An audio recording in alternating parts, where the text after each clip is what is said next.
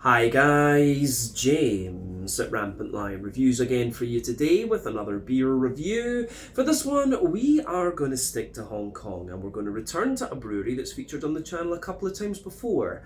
Now, these guys are a fairly well established brewery here in Hong Kong and one that I've been trying quite a few beers from over the last year or so. If people were to ask me about them, I would say that they are pretty solid all round, but I would say as well that they have been getting a little bit more experimental in recent times and trying quite a few different styles, which is always nice to see. But the beer we're going to have a look at today is a style that I haven't tried from this brewery before. But I have heard this beer is pretty damn good. It's part of a series of beers that they do, which is kind of cool. We'll talk about that in a little second. But it is a style that is quite popular at the moment too, I should say. So needless to say, I'm very, very curious to see what this beer is going to have in store for us. Hopefully it's another good beer. Hopefully it makes for an interesting review, and as always, I hope that you guys watching enjoy my take on this one as well. So yeah, for this review then, we are going to head over to Hong Kong Island. We're going to go to the southern part of Hong Kong Island to a place called Wong, Chuk, and that means that we're going to have a look at another beer from the wonderful Black Kite Brewery. So this particular beer is the final installment from their Taxi Driver series. This one is the Green Taxi. It comes in at 9% ABV, and this one is a New England Hazy Imperial Triple, whatever you want to call it, IPA. So yeah, a few months ago I reviewed the Blue Taxi from this series. There is also the Red Taxi, which I need to see if I can get a hold of. But this is one that I picked up at the wonderful Gur Beer in the One Mall in Tsim Sha Tsui in Kowloon here in Hong Kong. So when I saw it, I thought, yeah, we should pick this one up and review it while it's quite new. But like I said, 9% New England Hazy Imperial Triple IPA, this one. I've heard good things about it, so I'm curious to see what it's going to have in store for us. And it's always nice to review stuff from Black Kite as well. I do need to try and cover some more of their kind of core range beers going forward too. But yeah, let's crack on with this one then and see what it's going to have in store for us. So, as always with my reviews then, I'll tell you a little bit about the brewery before we taste the beer. If you want to get straight to the tasting though, just fast forward. All the usual links can be found in the video description below. That's the brewery website, the link to my other reviews that I've done from Black Kite Brewery before, and we will no doubt add more to that list at some point in the near future. But there's all the usual social media down there. If you want to see more reviews, do please consider subscribing to the channel. The support that you give is massively appreciated. And remember, you can go into the channel homepage and search for beers using the geography tagging system. So just go in there, use the little search bar, put in your hometown, state, county, province, whatever you like. If I've reviewed beers from the area that you search for, they will pop up. Failing that though, you can check out the playlist of beers from different countries. You'll find this one in the Hong Kong playlist along with a number of other things, and that's being added to quite often because I am now based out here. And do make sure you check out the playlist of beers from other countries as well, because there are some very interesting things on the channel these days. But yeah, let's go on to my brewery notes then, and I'll tell you a wee bit about Black Kite Brewery once again. So, as I mentioned to you already, Black Kite Brewery are based in Wong Chuk Hang in the southern part of Hong Kong Island, and the brewery was founded back in 2014 by brothers David and Daniel Galley, both of whom were born in Hong Kong, but their family originally hails from England. But Dan originally studied mechanical engineering at the University of Pennsylvania in the US, and he went on to work as a software engineer, while David studied economics at Boston University and then worked in compliance within the finance industry. But Daniel left the company in 2019 and David continued brewing, but he teamed up with Tom Turner of Neon Cider, who's originally from Dorset in England, and he created Neon Cidery, the first cidery in Hong Kong. But he also used to brew for Young Master Brewery, and he's now the head brewer of Black Kite Brewery, still brewing the ciders of course, and they rebranded in 2020 to change the logo to a more simplified design but still show the elements of Hong Kong that they originally had. But over the years they've continued to build up the brewery infrastructure, build up their sales, but they are still a relatively small operation in all honesty. But the name of the brewery is taken from the black kite bird, which you can see quite commonly around the Hong Kong Peninsula, or the SAR, whatever you want to call it. And like I said, these guys have been getting quite experimental with their beers in recent times, doing lots of different styles, rice lagers and different kinds of Dunkelweizens and all these kind of things. So this is definitely one of the breweries you want to keep your eye on in Hong Kong if you're interested in more sort of quirky and unusual beers. But as of September 2024, when I'm filming this review for you, these guys have produced around 60 different kinds of beer according to Untappd, and that number will no doubt continue to increase as time goes on. They seem to be releasing at least 1 or 2 new beers every month, which is nice to see.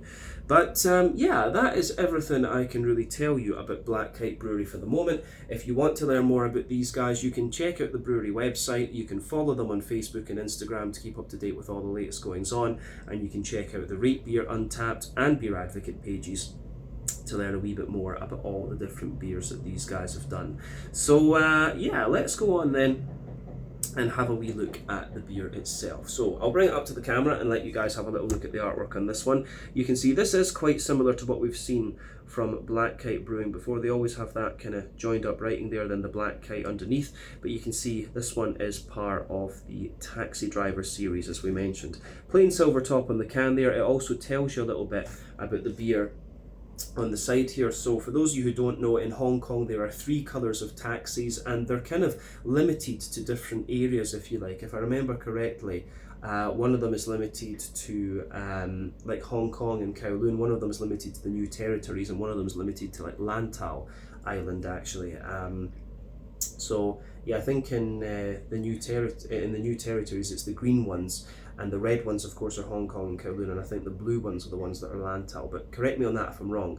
But yeah, as a result of this, Black Kite Brewery did a series of 3 kind of different IPAs under this Taxi Driver thing. So the red taxi is of course a red IPA, the blue taxi is a cold IPA, then there's the green one here which is the triple IPA, and this is the newest member of the series at the time of filming. So it says here, the third and final in the Taxi series is a tropical hop bomb crafted with the experimental HBC 630 hops, delivering an explosive burst of flavours that will transport you through the serene landscapes of Hong Kong's outer regions, the New Territories in other words. But notes of ripe mango, juicy pineapple and zesty citrus dominate, while subtle coconut undertones add a creamy smoothness, balancing the hop intensity.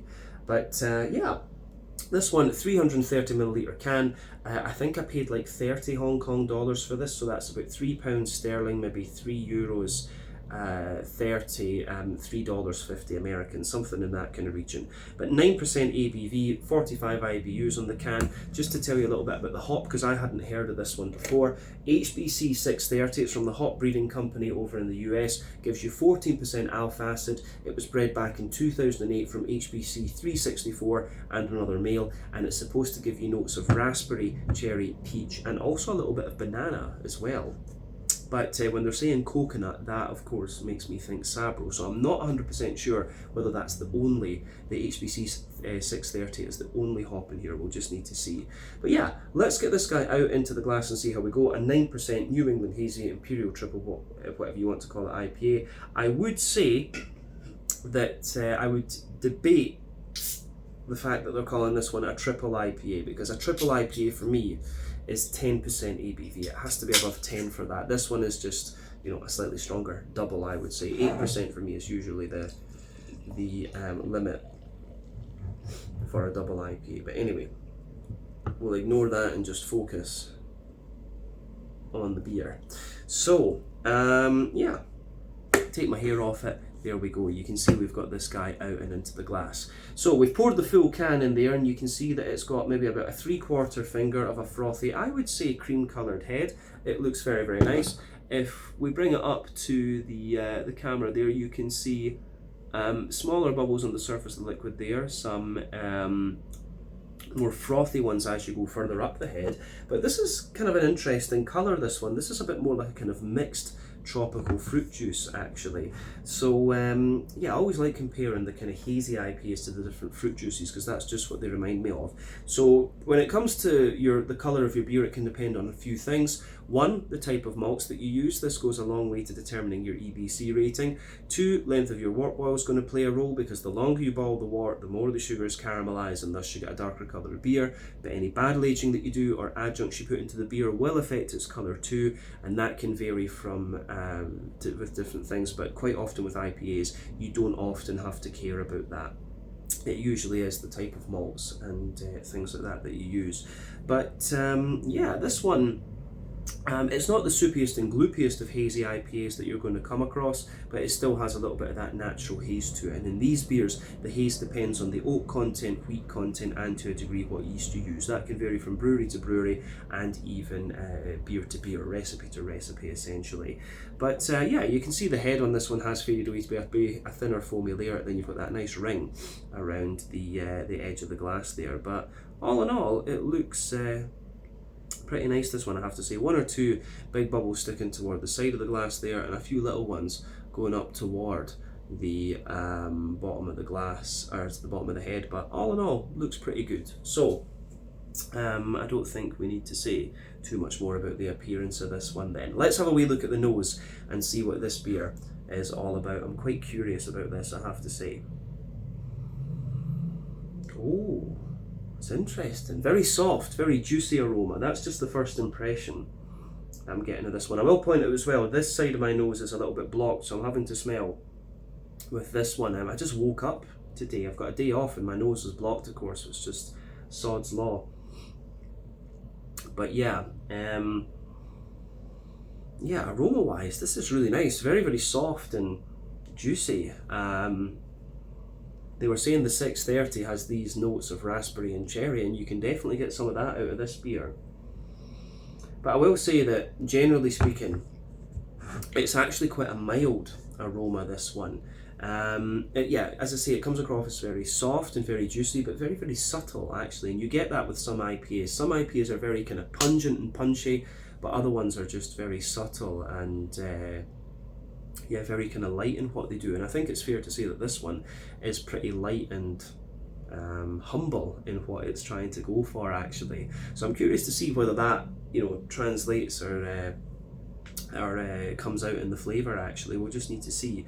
But yeah, interesting stuff anyway. So yeah, when it comes to the sort of New England hazy IPAs, as I've said in many videos before, there are 6 elements to think about with these. You've got the kind of farmhousey, yeasty character and the rye leaning grainy side of things. Those are a bit more common in the New England brewed New England IPAs. As the style has evolved, though, it's gone more towards the sort of wheaty bitiness, the oaty creaminess, the barley malt bread, and also the sweeter side of things. This beer, for me, I would say, oh, somebody dropped a metal pole, don't know if you guys heard that. Yeah, this one for me comes across as being quite soft and barley malty, but also quite, like, a little bit oaty in a sense, so that's interesting too. But like I say, a very soft, very, very juicy aroma coming out of this one, which I think is very, very nice. But yeah, the backbone of the beer in here is pretty interesting. So let's just do as we always do. We'll try and break the beer down then and describe it for you a wee bit more in depth. We'll do that with the aroma first and then the flavour later. So for me, the backbone of this beer, you of course get that lovely kind of soft, fresh white bready bread crust in there. It's kind of like a hedgehog roll or something like that. So yeah, soft hedgehog white bready bread crust in there.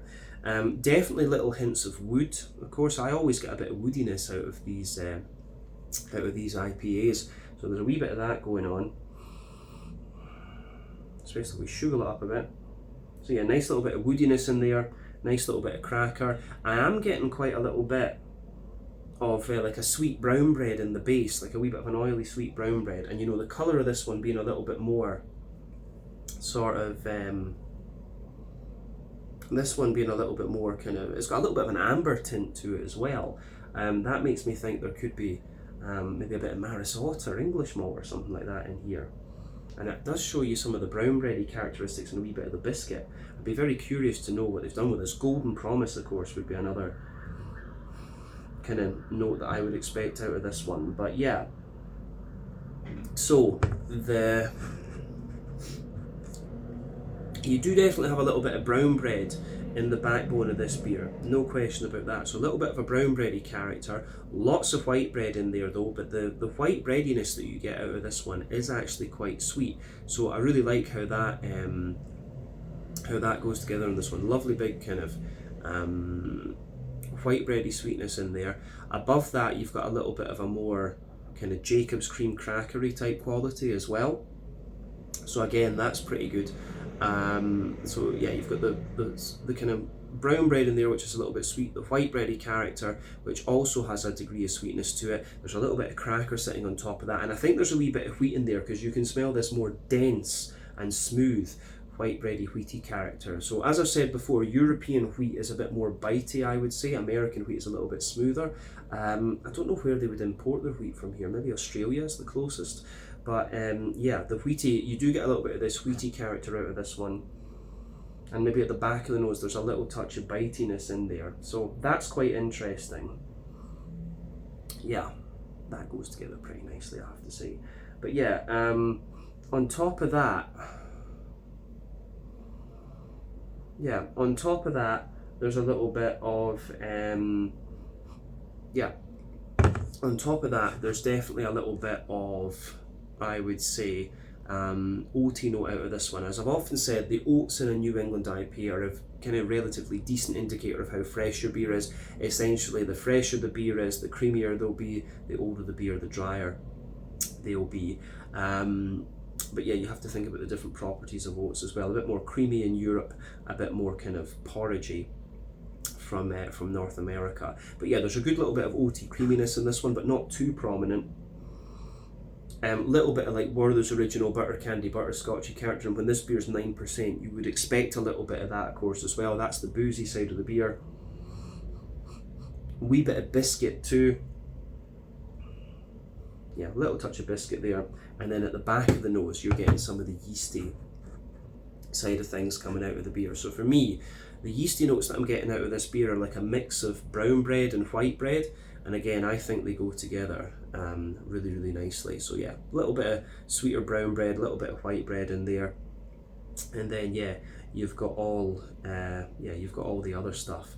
So yeah, I think at this point we've covered the malty and yeasty side of the beer quite well, in honesty. So let's go on to the green component then and talk about that. So as I've said in many reviews before, there are three types of hoppings that you need to think about when it comes to IPAs. You've got your early edition hopping, which takes place within the first hour of the wort boil. That gives you mainly bitterness and a deeper, danker aroma. You've got late edition hopping, which usually takes part in the latter half hour of your wort boil. Gives you a wee bit of bitterness, mainly flavour aroma, and it's going to give you a brighter green component as well. But then you've got dry hopping, which takes place after the wort boil is complete, and that one is going to give you all flavour aroma and again a very, very bright green component. But yeah, the way that goes together, I think, is quite nice in this one. This beer's got quite a bright green component. New England IPAs, of course, tend to rely on late addition and dry hopping. West Coast IPAs use all three, which is why they have that deeper, danker, and more kind of bitter quality to them. So yeah, that is pretty cool. Yeah, so let's have a little look at the hoppy side of this beer then. For me, yeah, the backbone of this beer, it's got a really nice sort of, the backbone of this beer, it has a really nice kind of, I would say there's a little tiny bit of earthiness to it, but for the most part, the green component in this one is really quite floral. And you can tell that it's pellets in this one. Yeah, so more pellets coming out of this beer. Nice little bit of grassiness in there as well, for sure. But yeah, the green component is quite sort of soft and easygoing, I would say. So yeah, that's quite interesting in this beer. And then on top of that, as I said, with the fruity side of this one, it's got these kind of raspberry, strawberry, cherry, red curranty type notes coming out of it. Like I said earlier, I've never come across this HBC 630 hop before. This is one that's completely new to me. But yeah, I can see why they would say cherries, raspberries, strawberries, these kind of things. There's a wee bit if you take the aroma in, there's maybe a little bit of apricot in there, maybe a very slight pineapple, and also this little bit of peachy character to it as well that they were talking about. But I'd say more apricots and pineapple and stuff, and then those softer, kind of more red fruity notes. But all in all, the aroma of this beer is really, really quite interesting. So take a little bit of time to just enjoy that before you get stuck into it. But I think it is about time that we have a taste of this one then, and see how we go, because it's supposed to be pretty good. But yeah, this one is the Green Taxi from the Taxi Driver series, a 9% New England Hazy Imperial Triple, whatever you want to call it, IPA from Black Kite Brewery in Wong, Chuk over on Hong Kong Island here in the Hong Kong SAR. Let's get stuck in. Slàinte, skål, and cheers.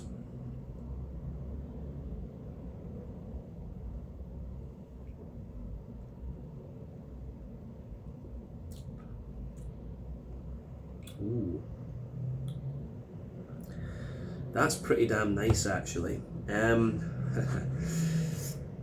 Very soft and easy to drink IPA. I think that's definitely fair to say about this one. The first impression of this beer is that it has this lovely, silky, smooth mouthfeel to it. It's really, really nice.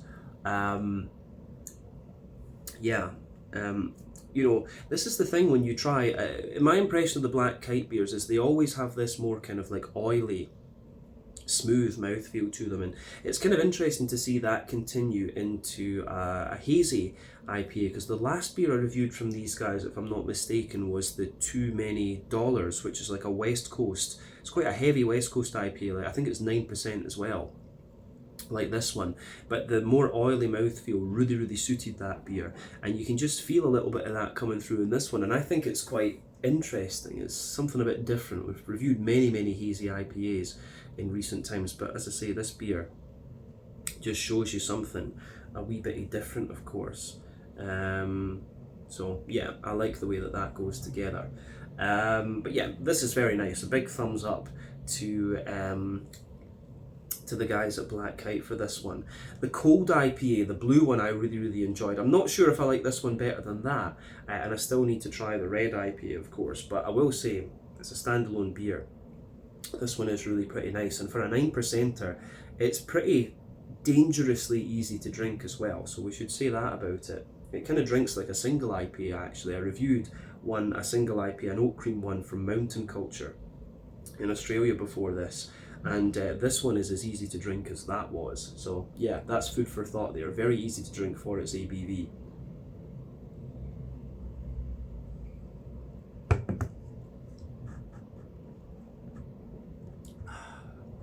Yeah, that's pretty nice in this one.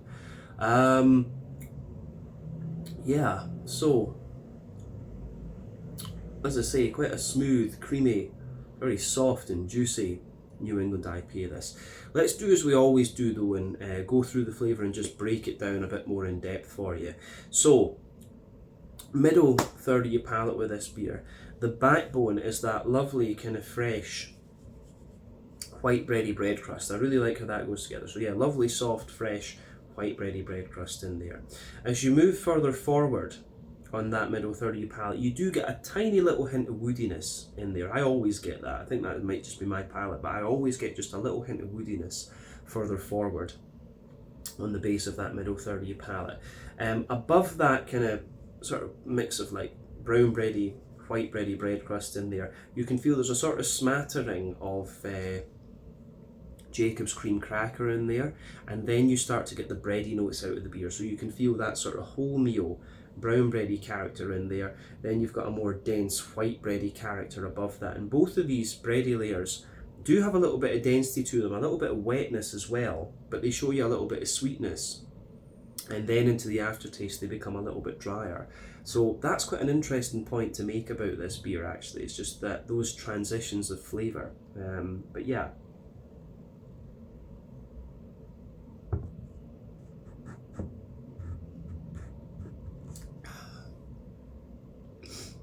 so yeah,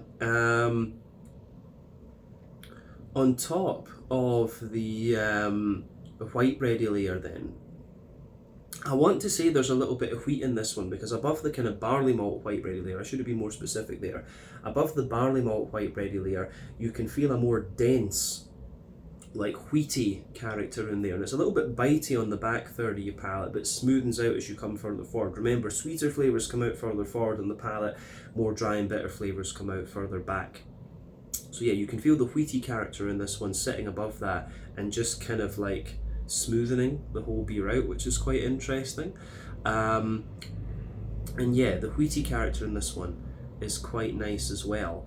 And as you go above that, you start to get the oaty side of this beer. So for me, the oaty side of things, I would say the oaty side of the beer is quite it's quite interesting, because if you go down the middle line of your tongue, you can feel it's quite smooth almost. So yeah, you can feel that nice kind of smoothness down there, and as you move out toward the edges of the palate, it just shows you a little touch of dryness. But this beer is pretty fresh. Like, I've only had this one in the fridge for like a week or 10 days or something like that. It was released very, very recently. But then in the dead centre of your palate, you can feel a little sort of circle there, and it's got a wee bit of that like Werther's Original butter candy, butterscotchy to it, and that's the boozy side of the beer. At 9% though, this one actually covers up its booze pretty well. You don't notice it all that much, and as I say, I quite like how that goes together in this one. So yeah, that's a good point to make about this beer. There's maybe a little smattering of like McVitie's Digestive Biscuit on the top of that middle third of your palate as well. But yeah, after that, I think we've covered everything we need to say about the middle third of your palate. So let's go to the back third of your palate then. The border region between middle and back third of your palate, you get that nice little bit of kind of bready build-up in there. So you've got the brown bread in the base, the white bread on top, and then a wee bit of a more kind of wheaty, bitey sort of thing coming out of the beer. But the base of that back third of your palate, you've got a nice yeah, as I say, you've got a nice little bit of kind of bread crusty character in the base, which is a little bit drier, of course. You've got the cracker sitting above that. The brown bready layer there's a little bit lighter, taller, and more airy. The white bready character above that is a little bit sort of lighter, taller, and more airy. And then you can feel the wheaty character just like creeping over the top of it, which is quite nice. So yeah, the wheaty character on this one, it has a little bit of bite at the back of that, at the back of your palate there, on the back third of your tongue, but it's actually pretty smooth in all honesty. And above that, you start to get the yeasty side of the beer. So let's have a little look at the yeasty side of this one then.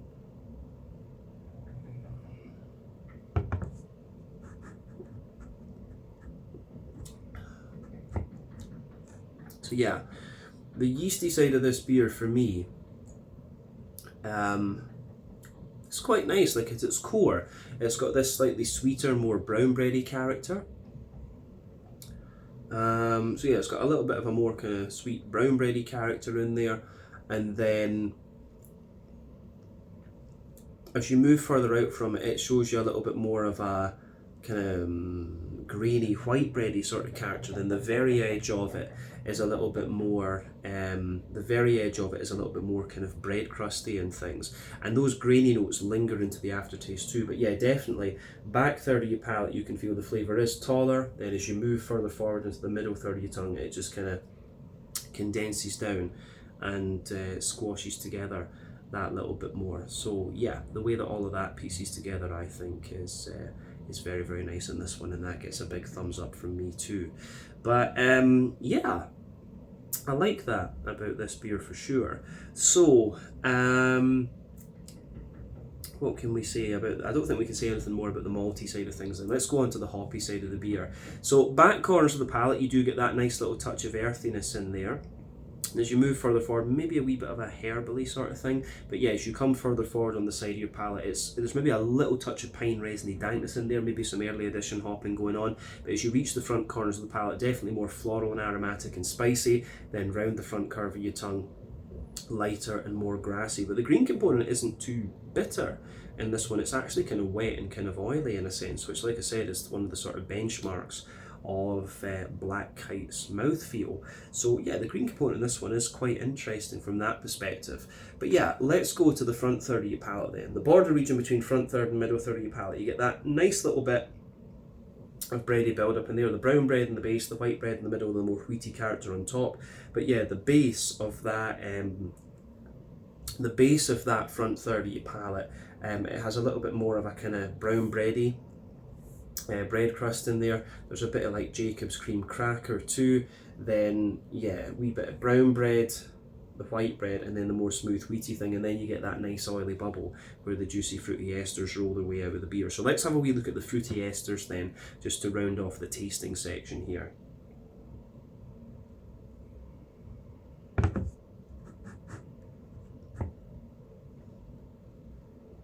Yeah, fruity side of this beer is pretty nice. It's pretty much like what I read about this this hop. Like I say, it's one that's not overly familiar to me, but I do wonder if there's a wee bit of Sabro in this, because I do get the coconutty type thing out of this beer. So yeah, for me, the at the back of that front third of your palate, in that oily bubble, you do get a little bit of the peachy sharpness in there. As you come further forward, maybe a wee hint of like mango and stuff, and apricot underneath. But yeah, you can feel as you move into the front half of that front third of your palate, there's definitely some like stronger orangey notes, and you can feel the coconut underneath, and that's what makes me think Sabro. Talus could be a bit of an option as well, because there's maybe some of the peachy notes. It makes me think like pink grapefruit, so I wouldn't be surprised about Talus.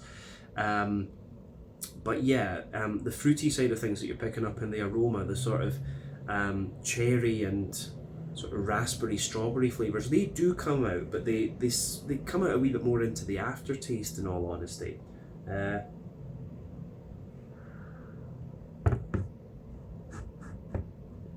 Yeah, definitely, yeah, when you take the beer in, you can feel those softer flavours, and they disappear for a little bit. The sort of cherry and strawberry, raspberry type things, but then yeah, they come back out again into the aftertaste, and you've got the peach and the apricot and stuff all lingering underneath that. So yeah, that's a really interesting it's a really interesting point to make about this this beer. The fruity side is really soft and very juicy. I think it's really nicely done from that particular perspective. But all in all, it's a really interesting beer, and something a bit different from Black Kite Brewery as well. Like, I don't think I've tried a hazy IPA from these guys before, but we've had plenty of other IPAs that have always been pretty damn solid. But yeah, I think we can leave it at that for the flavour section. Let's just round off the review then with a wee quick look at the mouthfeel. So for me, this beer is top end and mid-bodied. The carbonation is very, very smooth. It has that slightly clean, oily mouthfeel that for me is one of the trademarks of Black Kite Brewery. The IBU count on this one, I think, is about 40. I think it said on the can, yeah, 45. That makes sense. It does give you a wee bit of lingering bitterness into the aftertaste. The malt base, like we said, has a bit of dryness underneath, smoothness in the middle, and a wee touch of like creaminess and stuff on top. And then yeah, you've got a lovely juicy fruity character out of this one into the aftertaste as well. But all in all, the way everything goes together in this beer, I think is very, very nice, and it gets a massive thumbs up from me. So yeah, I think we can leave it at that for this one. This was the Green Taxi, part of the Taxi Driver series from Black Kite Brewery and Wong, Chuk here in Hong Kong. I need to get a hold of the Red Taxi to review for you at some stage as well, because I do enjoy a good red IPA. But yeah, we'll see about making that happen. And I need to review some of their core range beers too. But once again, thank you for watching my beer reviews. Until the next time, please like, subscribe, share, all the usual YouTube stuff. Let me know your own thoughts on this beer in the comments section below. Let me know what your favourite beers are from Black Kite Brewery as well, and we will definitely return to these guys again at some point in the very near future. But until then, Slàinte, Skål, cheers, check out my social media, check out Black Kite's social media, and I'll see you guys in another review very, very soon. Slàinte, Skål, and cheers.